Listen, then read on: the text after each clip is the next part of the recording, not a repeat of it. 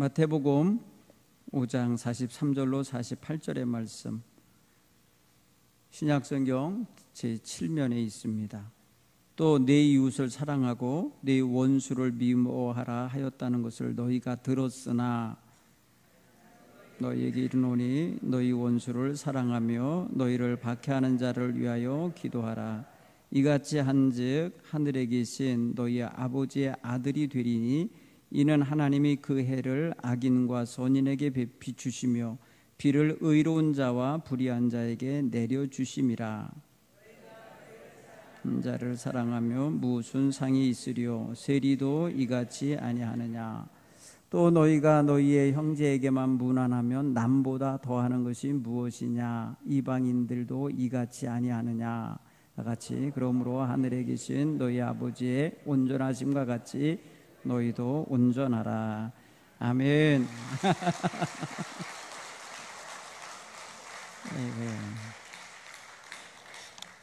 하나님이 주신 은혜가 남다른 게 있더라고요. 보니까 신방 가서 보니까 매일 저거를 가지고 언젠가 하나님께 가서 올려드리고 싶어요. 언젠간 하나님 전에 가서 하고 싶어요 하면서 준비를 많이 하셨어요. 너무 감사하고요. 자, 기도하겠습니다. 하나님, 오늘 하나님을 찬양한 우리 삼교구 식구들, 늘 모이기에 힘쓰며 서로 사랑하며 교제하며 힘쓰는 교구 식구들이 되게 하시고, 이끌어 가시는 장로님과 또 지역장님들에게 함께 하셔서 저들의 모든 것들이 잘 이루어지고 하나님 가정마다 평안하고 건강하다는 소식이 늘 온 성도들에게 나누어지게 하옵소서. 오늘 귀한 찬양처럼 저들의 신앙 고백도 그와 같이 되게 하여 주옵소서. 하나님, 또 오늘 하나님 불편한 몸이지만 하나님이 주신 은사를 가지고 하나님 전에 나와서 꼭 연주해 보고 싶어 했던 우리 박영식 성도의 찬양을 받으신 줄 믿습니다. 긴 시간 드리지 못했지만 하나님 그 마음의 열정과 정성을 받아주신 줄 믿습니다. 늘 찬양을 연주하며 기쁨을 누리고 살고 있습니다. 하나님, 그의 인생에 동행하여 주옵시고 보호하여 주옵시고 인도해 주옵소서. 이 시간 우리 모두 하나님의 마음을 품을 수 있게 하옵소서. 하나님께서는 악인이나 선인에게 동일하게 빛을 비춰주시고 비를 내려주신과 같이 공평하신 하나님인 것을 우리가 깨닫습니다. 오늘 이 시간 우리가 하나님 앞에서 우리의 마음을 넓게 열게 하시고 하나님의 은혜의 말씀 앞에 겸손히 순종하며 다가서게 하옵소서. 예수님 이름으로 축복하며 기도하옵나이다. 아멘. 할렐루야.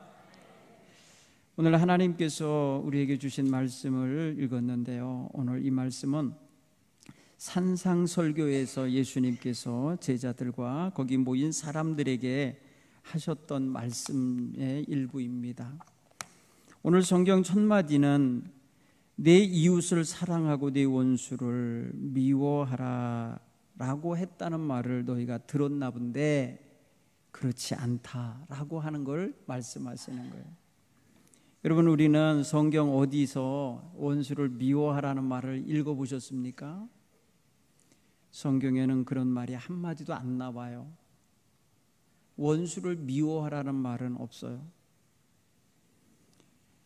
오히려 원수를 사랑하라는 말은 여러 곳에서 가르치고 계십니다. 특별히 출애굽기 23장 4절 5절의 말씀, 레위기 19장 33절 34절 말씀, 욥기 31장 29절 말씀, 잠언 24장 17절 말씀, 25장 21절로 22절의 말씀을 보면 내 이웃을 사랑하라고 가르치고 계십니다. 그런데 누가 그 당시 예수님 당시 사람들의 마음속에 원수는 미워해야 돼 이런 마음을 가르쳤을까요? 이건 분명히 회당에서 랍비들이 가르쳤거나 종교 지도자들이 당시에 로마나 기타 자기네들을 압제하는 이방 백성들이 원수짓을 하니까 그들을 도저히 사랑할 수가 없으니까 미움의 대상으로 바꿨을 수 있다는 것을 알 수 있어요.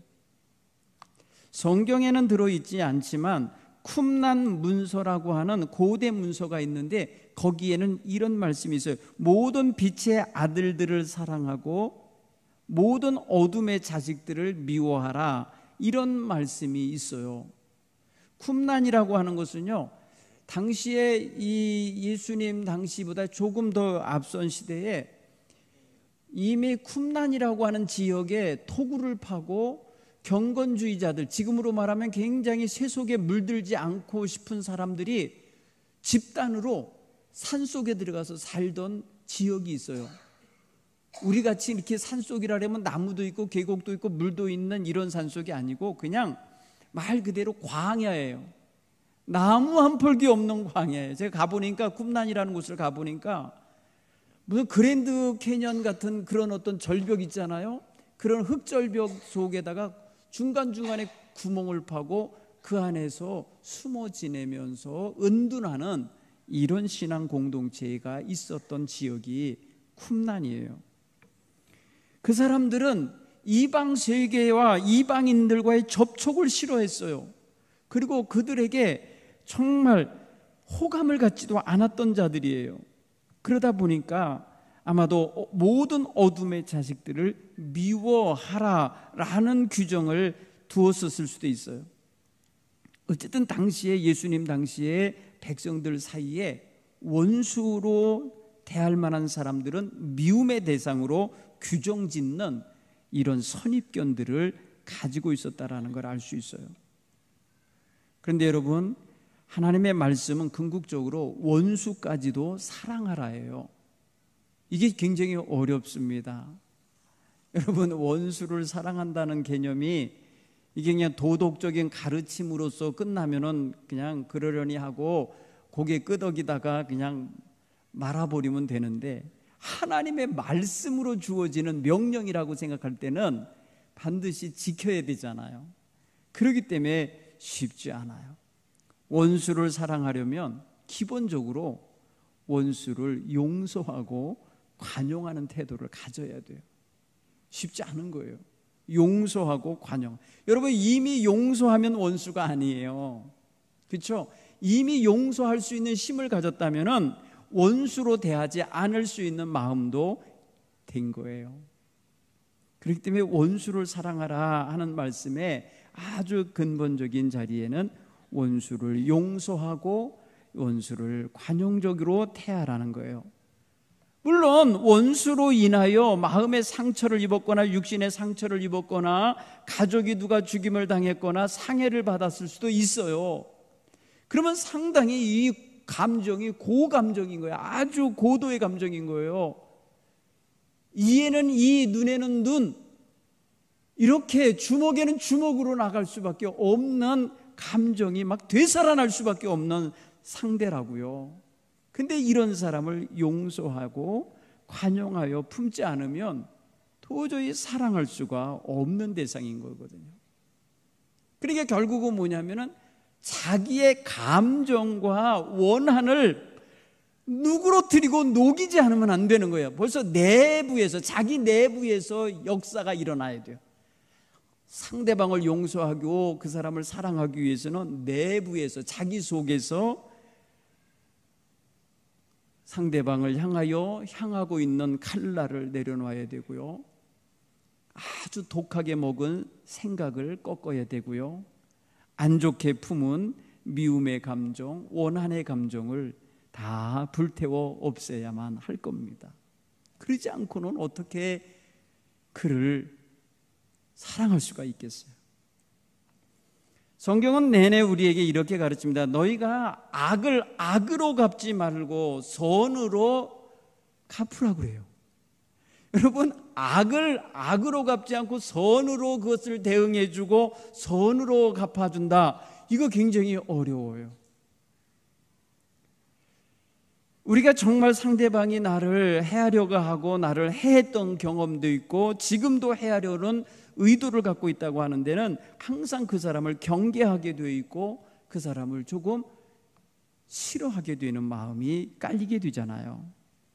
그래서 그 사람을 보기만 해도 미운 감정의 눈빛을 보이게 되지 않아요. 사랑하는 성도 여러분, 오늘 저는 우리 마음이 하나님 마음 같은 마음이 되어야 이 하나님의 명령을 순종할 수 있겠구나 하는 생각을 갖게 돼요. 여러모로 생각해보고 묵상해 봤습니다. 어떻게 나를 해한 자, 나를 배신한 자, 나에게 손해를 입힌 자, 나에게 원한을 품게 만든 자를 쉽게 용서하고 품을 수 있겠어요? 쉽게 그들을 돌아보고 그 사람에게 선으로 대답해 주며 상대해 줄 수 있겠어요? 이게 보통 어려운 일이 아닌데, 그러기 위해서는 우리 마음속에 너무나도 고갈되어 있고 부족하고 삭막해져 있는 마음이 먼저 은혜와 사랑으로 적셔져야 돼요. 여러분, 우리가 누군가를 원한을 갖고 대할 때는 이미 내 마음도 자갈밭만큼이나 거칠어져 있어요. 가시밭만큼이나 아주 고통스러운 요소가 가슴에 잠겨 있는 거예요. 누군가에게 원한을 품고 있고 누군가에게 미움의 감정을 품은 사람이 어떻게 그 마음이 평안하겠어요? 제일 먼저 자기가 그것에 대한 그 감정에 의한 피해자가 돼요. 상대방에게 표현하지 않고 있는 동안에도 내 속에서는 그것이 끓고 있기 때문에 내가 손해를 먼저 보고 있어요. 내가 지금 상처를 입고 있는 거예요. 내가 용서하지 않고 내가 그를 상대방으로 받아들여주지 않고 관용하지 않는 한 계속해서 나는 나의 감정에 피해를 보고 상처를 내가 먼저 당하게 되는 거예요. 여러분, 이것을 생각해 보면 누군가를 미워하고 있고 누군가를 향하여 원한을 품고 있는 게 얼마나 힘든 일인지, 육체 노동은 어떤 것보다도 힘든 게 바로 그런 감정 노동일 거예요. 감정적인 그런 자기와의 싸움일 거예요. 사랑하는 성도 여러분, 우리는 나랑 조금만 달라도 이질감이 느껴지는 사람이어도 상대방에 대한 경계심을 발동합니다. 그 스트레스가 쌓여요. 나랑 이질감이 조금만 드는 사람하고도 어울리려고 그러거나 함께 잠깐이라도 시간을 보내야 된다거나 아니면 돌봐줘야 되는 상황이나 함께 일을 해야 된다는 상황이 놓이면 상당히 스트레스가 쌓인다고요. 여러분, 그 유유상종이라는 단어가 있어요. 끼리끼리 모인다는 거예요. 끼리끼리 어울린다는 뜻이에요. 결국은 쉽게 표현하면. 왜 끼리끼리가 됩니까? 비슷비슷한 사람끼리 된다는 거예요. 아주 다른 색깔의 사람이 끼면은 불편한 거예요. 닮은 생각 가진 사람, 다른 어떤 감정을 표현하는 사람, 그리고 뭔지 모르지만 그 분위기를 못 맞추는 사람, 그런 사람만 봐도 벌써 얼마나 힘들어 하십니까? 이질감이 느끼는 상황 속에 여러분은 놓여본 경험이 있을 거예요. 정말 저 사람은 내가 이해를 못하겠어, 도저히 받아들일 수가 없어, 도저히 같이 어울리고 싶지가 않아 하는 상대가 있다는 거예요. 자, 오늘 우리는 오랫동안 예수를 믿었고 하나님의 사랑에 대하여 운운했습니다. 얼마나 오랫동안 하나님 사랑을 받았다고 그러고 감사하고 정말 은혜 받았다고 하는데 이 문을 못 열어요. 우리 문턱이 너무 높아요. 하나님의 마음은 악인과 선인을 전부 다 포용하고 있고 품고 계시며 비를 내리실 때도 같이 내려주시고 빛을 비추실 때도 같이 비춰주신다고 표현하시고 있어요. 예수님이 이 하나님의 마음을 우리에게 좀 빨리 이해하라고 알려준 하나의 이미지가 그래요. 그런데 우리는 조금만 가치관이 달라도, 조금만 언어 색깔이 달라도, 지식 쪼가리가 조금 다른 거 가지고도 우리는 너무나 많이 경계하고 상대를 외면하려 하고 거부하려고 합니다. 어쩌면 좋겠어요? 오늘 우리는 주님 안에서 사랑의 마음을 품고 하나님의 마음을 품으면 상대방의 인간성을 존중해 주게 되고 그 사람도 존중받아야 할 인격체라는 것을 인정해 주게 되고 그 사람도 하나님의 아들이요 하나님의 딸이라는 것을 인정하게 되고 그로 인하여 하나님 앞에서 나나 저 사람이나 공평한 자녀로서 취급을 받고 있다라는 이해가 빨리 생기셔야 된다고 봐요. 여러분, 이런 이해력, 이질감이 느낄 때에 상대방을 조금이라도 그 사람의 삶의 배경, 그 사람이 자라나온 성장 과정, 그의 어떤 그 교육, 그의 경험, 뭐 이런 것들을 조금만 이해하면은 조금 더 존중할 수 있는 태도를 가질 수 있게 되지 않을까. 조금만 더 역지사지하면, 조금만 더 입장 바꿔서 생각해 주실 수만 있으면 상대방의 그 독특한 점도 장점으로 보일 때가 있고, 나랑 다른 것도 개성으로 여겨줄 수가 있고, 나의 부족함을 채워줄 만한 기질로 이해될 수도 있는 거예요. 이게 보는 눈이 다른 거예요. 그렇죠? 제가 페이스북을 통해서 어느 목사님이 올린 글을 예전에 이렇게 제가 스크랩을 해가지고 제 메모지에 갖고 있었던 게 있어요. 오늘 새벽 기도를 끝나고 갑자기 그 글이 읽고 싶어서 제가 찾아서 읽어봤어요.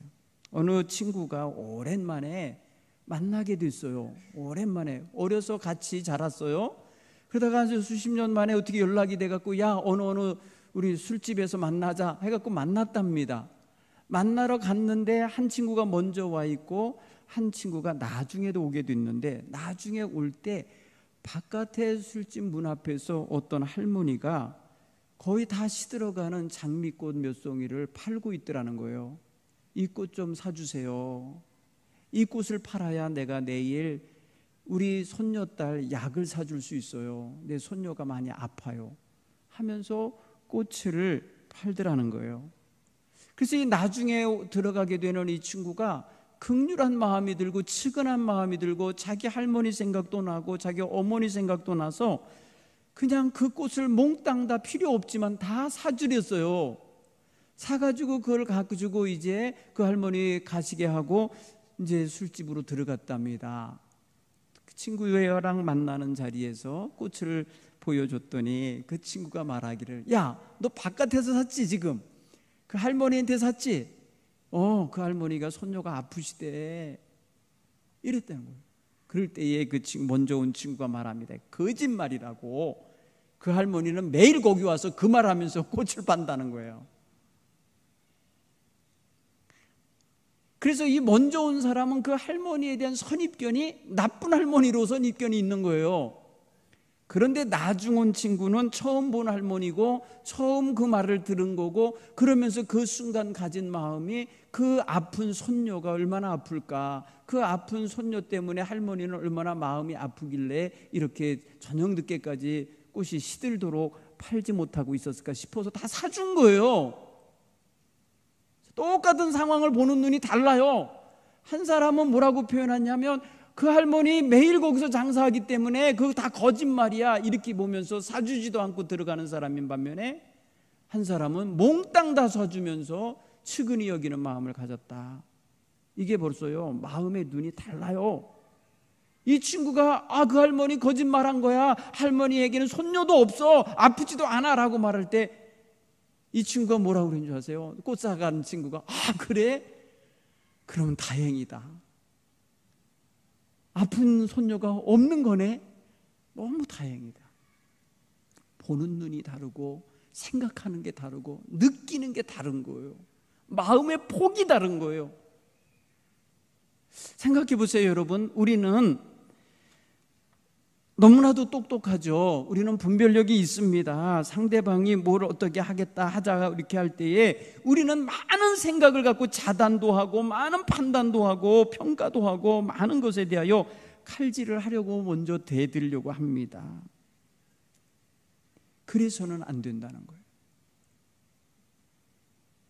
여러분, 하나님의 말씀은 검과 같다고 그랬어요. 그런데 여러분, 하나님의 말씀은 거울과도 같다고 그랬어요. 그러므로 하나님의 말씀을 갖고 누구를 정죄하면서 칼질을 하기 전에 거울로 먼저 삼아서 자기를 들여다봐야 돼요. 하나님의 말씀이 자기를 들여다보게 하는 거울이 되어야 돼요.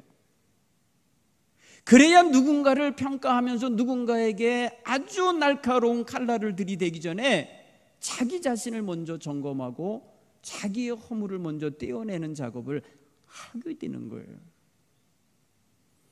여러분, 당시에 이 유대 사회의 종교 지도자들이 소위 말해서 서기관들이다 그러면 율법의 주인같이 행동하던 자들이에요. 율법에 대해서는 전문가다 말이에요. 율법에 대해서는 우리가 제일 잘한다 하면서 말씀에 정통한 자들로 생각하면서 자기네들이 행동을 할 때에 항상 그 말씀을 갖고 사람들을 정죄하는 일을 했던 거예요. 그래서 원수를 미워하라고까지 가르치게 된 거죠. 사랑하는 성도 여러분, 그래서는 안 되는 거예요. 하나님께서는 원수까지도 사랑하는 마음을 품으라고 그러는데, 원수를 품을 수 있고 용서할 할 수만 있으면 누구를 용서 못하겠습니까? 여러분, 철철인지 원수라고 표현할 때 그 원수에 대한 개념이 어떤 겁니까? 도저히 용납할 수 없고 도저히 상대할 수 없고 같이 있을 수 없고 같은 하늘 아래에 있을 수 없다고 하는 거 아닙니까? 그러니 이런 마음의 태도를 가진 사람이 어떻게 다른 사람인들 자기 입맛에 딱 맞아서 사랑을 할 수 있겠냐는 거예요. 그래서 이게 어려운 겁니다. 사랑하는 성도 여러분, 우리는 정말 이 시대에 이질감 드는 게 한두 가지가 아닙니다. 쉽게는 여러분, 우리 자식들이 벌써 이질감이 느껴요. 지금 MZ세대라고 하는 애들이요, 이해 못하겠어요. 여러분, 다른 언어 씁니다. 막 무슨 말을 축약해갖고 써서요, 어른들은 알아듣지도 못해요. 지네들끼리 하는 소리는요, 이질감이 들어요. 권위에, 모든 권위에 말입니다, 도전하고요, 아무 질서도 안 따르려고 그래요. 이런 아이들을 지금 어떻게 이해를 하겠어요? 이해가 안 되죠. 기존 사고방식을 가지면. 그게 바로 지금 내 집안에 있다니까요. 그러니 이놈의 자식들을 다 원수 취급을 하겠습니까? 이해가 안 가고 이질감이 들어도 내 자식이잖아요.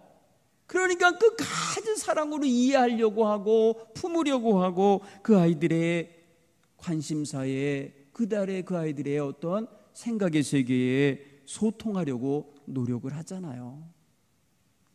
오늘 이 시대에 우리는 서로 금을 긋는 건 쉬워요. 금을 긋는 건 참 쉬워요. 뭔가를, 관계를 깨뜨리고 파괴하고 부수는 건 쉬운데 세워내고 개발해내고 바르게 하고 고쳐내기는 어려워요. 이게 어려워요. 그래서 오늘 우리는 하나님이 주시는 말씀 안에서 조금 더 우리를 좀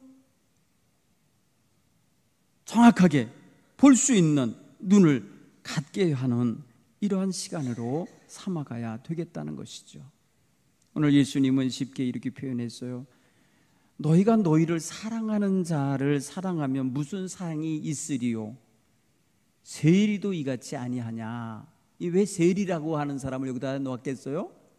세리는 인간도 아니야. 인간 취급도 안 하던 시대였기 때문에 그럴 거예요. 파렴치하고 도리를 알지 못하고 질서를 알지 못하는 존재로 보는 거예요. 자기 이익과 자기 만족을 위해서는 국가도 민족도 팔아먹는 자라고 생각하는 시대가 되어 있기 때문에 세리를 여기다 갖다가 비교 대상으로 놓았어요. 근데 여러분, 세리라고 따뜻한 가슴이 없겠어요? 그죠? 도적도 자기 자식을, 강도도 자기 자식을 사랑하는데, 또 비유로 말씀하십니다. 너희 형제에게만 무난하면 남들보다 더한 것이 무엇이냐? 이방인들도 이같이 아니하느냐? 이방인도 이같이 아니하느냐? 여기 왜 또 이방인을 넣겠어요? 당시 유대인들은요, 이방인들을 개 취급했어요. 이방인들을 상종도 안 하려고 했어요. 개무시했어요. 말 그대로 율법하고는 아주 거리가 먼 자들이라고 무시하던 대상이에요. 그런데 너희가 무난하는 자만 무난하고 너희가 사랑하는 자만 사랑하면 그게 뭐 그들과 다를 바가 있냐? 그들도 그렇게 한다 이거예요. 끼리끼리는 다 한다 이거예요. 끼리끼리 하는 게 뭐가 대수냐 이거예요. 여러분, 우리는 끼리끼리를 넘어야 돼요. 유유상종하는 선을 넘어설 수 있는 넓고 큰 마음가짐을 가져야 된다는 것을 오늘 강하게 말씀하고 계신 거예요. 무슨 소리예요? 좀 다르게 살아라. 좀 더 차원 높이 살아라. 좀 더 마음문을 넓히고 차원 넓혀 살아라. 이렇게 주님은 사랑의 계명을 넓게 확장해 주고 계신 것입니다. 너희는 서로 사랑하라. 그리하면 너희가 내 제자임을 알게 될 거다라고 할 때 너희 간에 사랑하라는 건 뭐예요? 서로 사랑할 수 있는 상대끼리 사랑하는 거 누구는 못해요. 그래서 예수님은 그 너희는 서로 사랑하라는 그 서로 사랑 속에 원수까지 사랑할 것을 지금 확장시키고 계신 거예요. 이게 여러분 굉장히 큰 마음입니다.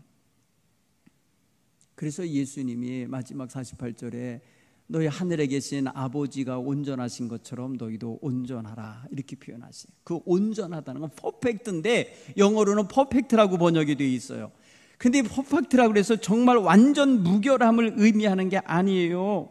어떤 일을 처리하거나 어떤 일을 행할 때 있어서 잘 처리하는 거, 합리적으로 처리하는 거, 전심을 다하여 전적으로 온전히 개방된 마음가짐을 가지고 흠잡을 데 없이 행하는 것을 말하는 거예요.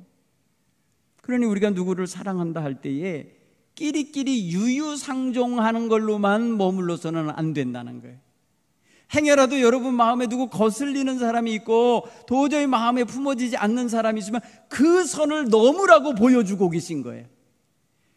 그 선 바깥에까지도 울타리가 확장되라고 지금 말씀하고 계신 거라고 얼른 느낄 수 있기를 간절히 축원합니다. 사도 바울이 고린도 교회에게 편지를 할 때 고린도 교인들이 처음에는 이 사도 바울을 통해 복음을 전달받았던 사람들이잖아요. 그런데 그 이후에 들어간 이단자들에 의해서 그 다음에 유대 기독교주의자들을 통해서 사도 바울이 폄훼당했어요. 완전히 오해당했고 무시당했어요. 그는 12제자도 아니고 교회를 핍박하던 자라고 하면서 그 사람에 대하여 막 깎아내렸어요. 그래서 사도 바울에 대해서 고린도 교인들이 안 좋은 감정을 갖게 됐었어요. 처음에는 말입니다. 복음을 전달받고 은혜 충만하고 성령 충만할 때 좋았었어요. 다른 사람이 끼어들어서 선입견을 심어준 거예요. 안 좋은 거를 알려준 거예요. 안 좋게 말해놓은 거예요. 안 좋지 않은데 안 좋게 말해놓은 거예요. 여러분 거기에 현혹되니까 관계가 깨지더라고요. 결국은 사도 바울이요 고린도 교회를 찾아가지를 못해요. 그들이 거부하거든요. 받아들이질 않거든요. 오기만 하면 죽이겠다는 거예요. 다른 사람들에 의해서. 그러니까 어떻게 위협을 받으며 가겠어요? 편지를 보내는 거예요. 편지를 통해서 사도 바울이 정말 눈물의 편지를 써보냅니다. 그 가운데 한 귀절이 이런 게 있어요. 고린도후서 6장 11절에 고린도인들이여 너희를 향하여 우리의 입이 열리고 우리 마음이 넓어졌으니 너희가 우리 안에서 좁아진 것이 아니라 오직 너희 심정에서 좁아진 것이라. 너희가 내게 자녀에게 말하듯이 하노니 보답하는 것처럼 너희도 마음을 넓혀라 이렇게 표현해요. 나에 대해서 마음을 좀 넓혀라. 여러분은 오해하는 마음이면 좁아져요. 폭넓게 볼질 않아요. 오해하는 그런 어떤 시각으로 사람을 대하면요 넓게 볼 수가 없습니다. 사도 바울에 대하여 오해했던 이 고린도 교회가 넓고 크게 보지 못했습니다. 사랑하는 성도 여러분, 오늘 우리는 누군가를 대할 때에 그 사람이 보여준 것이 내 눈에 거스리고 내 마음에 안 들어도 이게 전부가 아니지, 이 사람의 전부가 아니지 생각하시면서 내가 못 본 좋은 점, 내가 알지 못하고 있는 이 사람의 크고 넓은 깊은 점을 우리는 헤아릴 줄 알아야 돼요. 그래서 우리는 내 눈앞에 있는 게 전부인 것처럼 판단하고 오해하고 말해서는 안 되겠다는 거예요. 그러면 굉장히 판단 미스합니다. 엄청나게 후회할 말을 하게 되고 주워 담을 수 없는 말을 쏟아놓게 되고 감정을 폭발하게 돼 있는 거예요. 오늘 예수님께서는 우리로 하여금 이 어렵고 힘든 숙제를 할 수 있도록 우리에게 말씀하시는 거예요. 너희에게 이르노니 너희 원수를 사랑하며 너희를 박해하는 자를 위하여 기도하라. 이렇게 예수님은 말씀하시는 거예요. 원수를 사랑하고 박해하는 자를 위해 기도하라. 이건 말이에요, 하나님 마음을 품지 않으면 안 될 마음인 거예요. 그래서 우리의 좁은 마음을 넓혀서 하나님 마음을 닮을 수 있는 이러한 성도들이 되기를 소원하시기를 간절히 축원합니다. 하루하루 믿음의 시간이 더하여질수록 우리의 마음의 변화가 나타나져야 돼요. 믿음 생활을 잘하고 있다라고 하는 증거로서 우리는 정말 마음 넓은 모습으로 살아가는 그런 성도의 모습이 되셔야 그게 믿음 좋은 사람이 증거로 나타내는 모습이 아닐까 싶습니다. 오늘 하나님이 그 해를 악인과 선인에게 비추고 그 비를 의로운 자와 불의한 자에게 동일하게 내려주신 것 같이 오늘 우리는 우리가 완벽해서 하나님의 사랑을 지금 쏟아부음을 받고 있는 게 아니라는 거예요. 우리가 지금 얼마나 그늘진 게 많고 주름 잡힌 게 많고 부끄러운 게 많이 숨겨져 있습니까? 우리는 완전한 자가 아니잖아요. 그러니까 내가 완전하지 않은 사람으로서 하나님 앞에 용서받고 구원받아 하나님의 자녀라 불림을 받았듯이 저 사람도 하나님께서는 다른 측면에서 나랑 부족한 것 똑같이 있다는 걸 아시면서 품고 계신 대상이라는 걸 분명히 깨닫고 수용할 수 있어야 되겠다는 것입니다. 오늘 저와 여러분 하나님 마음을 품읍시다. 그래서 믿음 성장하는 모습을 그 마음으로 좀 우리가 스스로가 고백해낼 수 있게 되기를 바랍니다. 그래야 우리가 이 사회에서 교회 공동체가 정말 화해의 역사, 치유의 역사를 이루어가는 그런 선도주자가 되지 않겠습니까? 그런 놀라운 역사를 이루는 교회의 성도들이 되도록 우리 함께 늘 기도하면서 순종하며 나갈 수 있길 바랍니다. 기도하겠습니다.